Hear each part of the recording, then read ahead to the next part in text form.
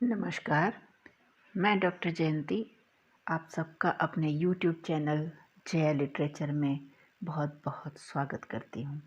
आज मैं आपके लिए कहानी लेकर आई हूँ, बुढ़ा मिल गया। तो चलिए सुनिए कहानी, बुढ़ा मिल गया। बात उन दिनों की है जब मैं 8वीं कक्षा में पढ़ती थी। गर्मी की छुट्टियों में माँ हर वर्ष अपने मायके जाती थी और उनके साथ मैं और मेरे दोनों छोटे भाई। तो हम सदा की भांति इस वर्ष भी नानी के यहाँ आए हुए थे। संयोग से मेरी मौसी जी भी हमें वहाँ मिल गई। उन्होंने अपने मझले बेटे के विवाह की शुभ सूचना हमें दी और साथ ही ब्याह से कम 15 दिन पहले हमें आने को कहा। माँ तो मेरे भाइयों के साथ अभी नानी जी के साथ ही रहना चाहती थी, परंतु मैं मौसेरे भाई की शादी की खुशी और उत्साह में मौसी जी के साथ ही उनके घर चली गई। मौसी जी की दोनों बहुएं बहुत सुंदर और मिलनसार थीं। कुछ ही दिनों में मैं उनसे खूब घुल मिल गई। पूर्वोत्तर के गांव में ननद और भाभी के बीच मजाक का रिश्ता होता है और छेड़छाड़ कुछ ज़्यादा ही होती रहती है आपस में। सो सारे दिन चुगलबाजियाँ और हंसी मजाक चलता रहता था। उन दिनों उनके यहाँ पानी घर के बाहर बने कुएं से खींचकर लाया जाता था। कभी कभी जब घर में कोई पुरुष नहीं होता तो कुछ मजबूरी और कुछ शौकिया मैं कुएं से बाल्टी में पानी भरना सीख गई थी। इसमें मुझे कुछ रोमांच का दर्शन होता था। साथ ही कुएं में कई बार कई मेंढक भी दिखाई दे जाते, जिससे मन उस पानी के प्रति वितृष्णा से भर जाता। परंतु वहाँ पानी प्राप्त करने का कोई अन्य विकल्प था ही नहीं। वहीं पर मुझे पहली बार महुए के पेड़ की पहचान हुई। मौसी जी ने मुझे उसके बड़े छुहारे के आकार जैसे बीजों को दिखाया, जिसके अंदर एक कड़ी और मोटी परत वाला कोयना अर्थात महुए का बीज होता है। मौसी जी ने बताया कि महुए के फलों, जो कि गाढ़े बादामी रंग के होते हैं, से भी पूड़ियाँ, जिसे ठेकुआ कहते हैं, बनती हैं और उससे देसी शराब भी बनाई जाती है। मौसी जी के साथ बाग में जाकर सुबह सुबह महुआ बीनना अर्थात रात में पेड़ से धरती पर गिरे हुए महुओं को चुगना या उन्हें इकट्ठा करना मुझे बहुत अच्छा लगता था। मौसेरे भैया के ब्याह को जब 10 दिन रह गए तो महिला संगीत की शुरुआत कर दी गई। रोज रात को भोजन के बाद ब्याह के लोकगीत की महफिलें सजने लगीं। उन महफिलों में स्त्रियां मिलकर या दो समूह बनाकर ब्याह के गीत गाती। कुछ लड़कियां अत्यंत उत्साह में नाचने भी लगती थीं। एक रात जब कुछ लड़कियां नाच रही थीं तो मेरी एक नज़र एक बहुत सुंदर और लावण्यवती लड़की पर मानो ठहर कर रह गई। धीरे धीरे उससे मेरी मित्रता हो गई। उसका नाम सुनैना था। सुनैना जैसा नाम था वैसी ही वह सुंदर नेत्रों वाली थी। नेत्र ही क्या, वह तो सर्वांग सुंदरी थी। उसकी माँ को मैं चाची जी कहने लगी थी। एक दिन चाची जी मिठाई लेकर मौसी जी के घर आईं और सुनैना की शादी तय हो गई है यह बताया। चाची जी, अभी तो सुनैना इतनी छोटी है, सिर्फ 15 वर्ष की तो है वो, इसकी अभी से शादी कर देंगी आप? मैंने हैरान होते हुए पूछा।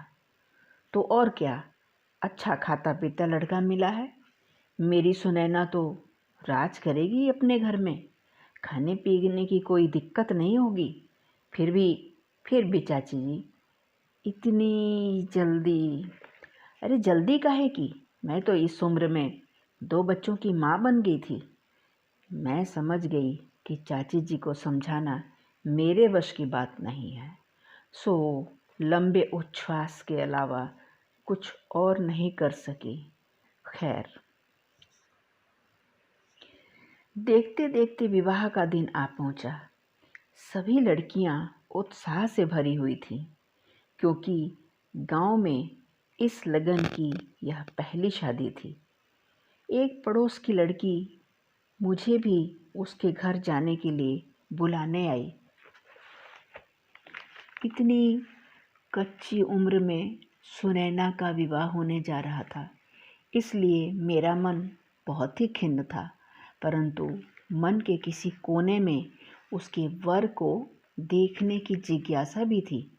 इसलिए मैं भी हल्के मेकअप के साथ तैयार होकर उसके घर की ओर चल पड़ी। उसका घर ढूंढने में हमें जरा भी दिक्कत नहीं हुई। दूर से लाल पीले और हरे बंधनवार झूलते हुए दिखाई पड़ रहे थे।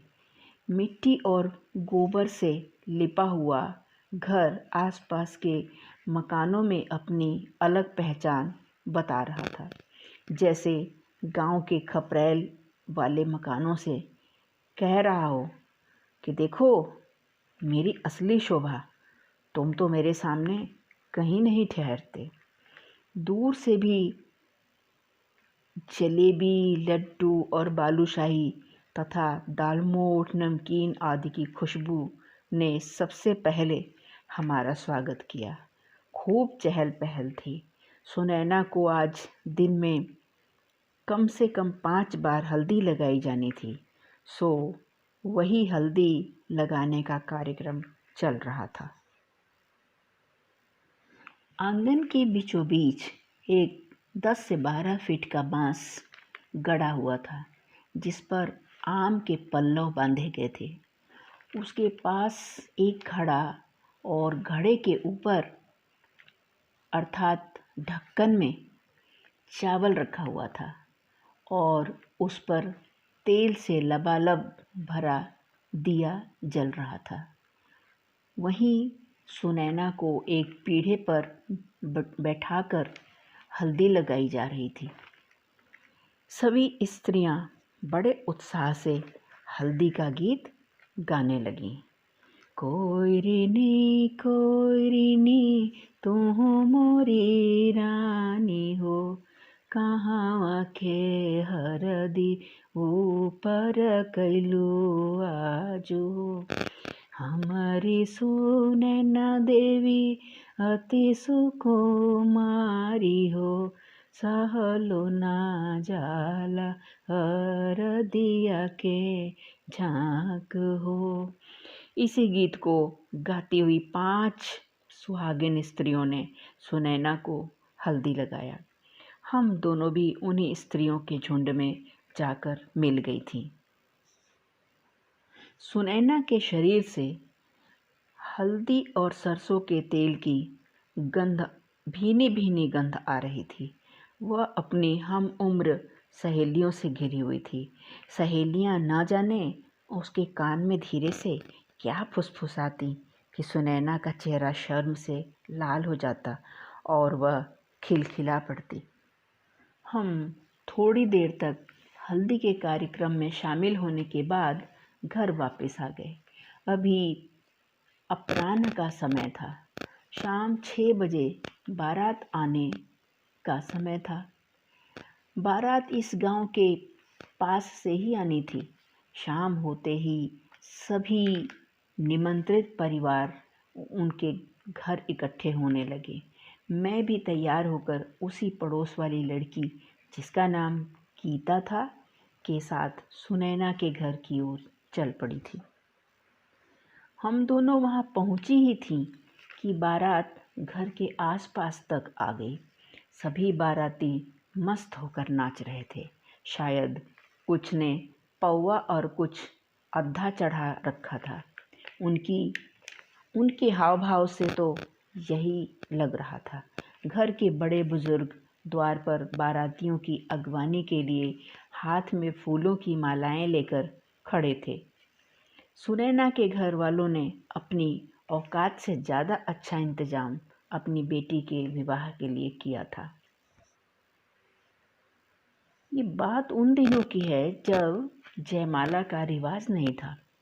तो सबसे पहले दूल्हे और बारातियों को जलपान के पंडाल की ओर ही ले जाया गया और हाँ, सुनैना को घूंघट में ही लाकर दूल्हे के ऊपर उससे अक्षत और दूर्वा अर्थात दूब छिड़कवा दिया गया था।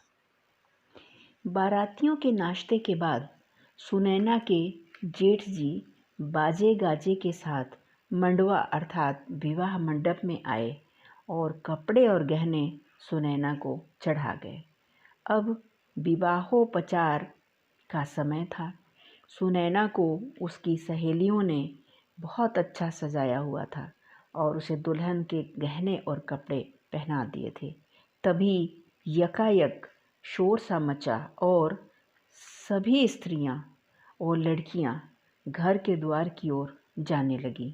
साथ ही सुनैना की भाभी जी ने कुछ तेज आवाज में कहा, अरे दूल्हा के परिछौना के गीतिया कढ़ाई सब है, दूल्हा घर के दुआरी पर आगिल बने, अर्थात आप सब दूल्हे के परिछन या स्वागत की गीत जो है शुरू कीजिए, वो तो घर के दरवाजे तक आ गए हैं।